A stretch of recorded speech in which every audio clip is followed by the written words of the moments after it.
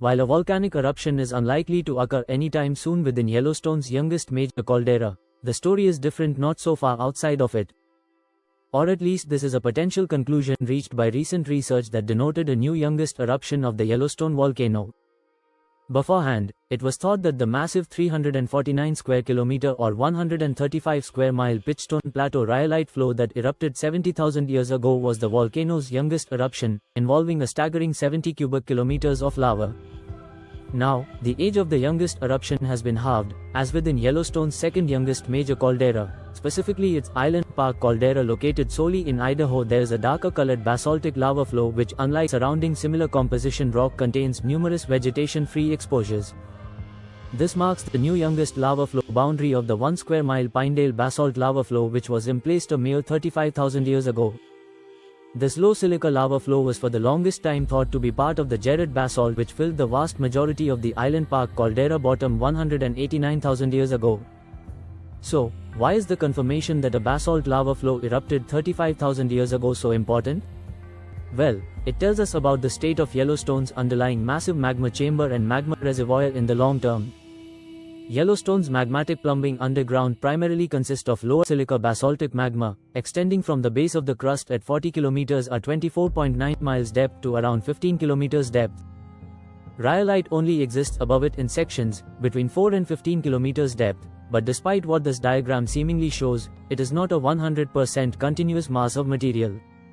If this deeper basaltic magma was to sufficiently rise where rhyolitic magma did not exist above it, it would have the potential to erupt onto the surface and form an Icelandic to Strombolian-style fissure or cinder cone-forming eruption. This is post-caldera eruptions. Why? Since Yellowstone's most recent major caldera-forming eruption 631,300 years ago, 81 separate eruptions have occurred.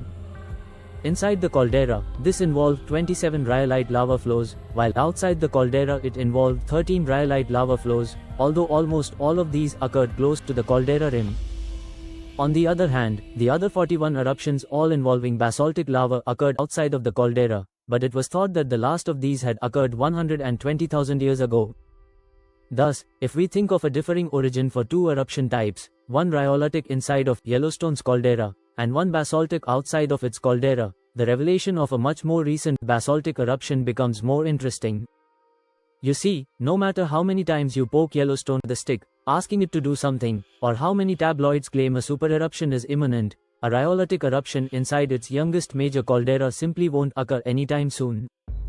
Its Yellowstone melt rhyolitic magma chamber is at most only 28% melt, and you need at least 35 to 50% melt to create a minimum potential for a volcanic eruption to happen.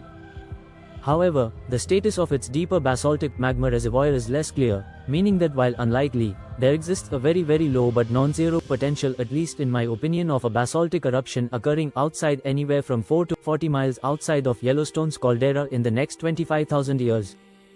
However, this new study also offers a potential argument against the claim I just made, via the following information. On occasion, basaltic magma rises to shallower depths, heating rhyolitic magma, keeping it at rhyolite-basalt interaction a high temperature.